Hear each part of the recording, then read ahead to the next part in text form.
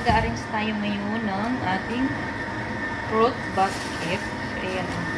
And shoutout pala kay Marites. Ayan, Marites, ang dami kong piras dito. Mahilig si Marites sa piras, pero kaya lang mahirap. Malayo sila sa amin, guys, kaya hindi ko maibigay at hindi rin naman sila pupunta dito palagi. Sayang talaga. Daming piras, oh. So, another ano naman tayo. Piras din to, oh. Magawa pala ako ng dough para sa aking patire.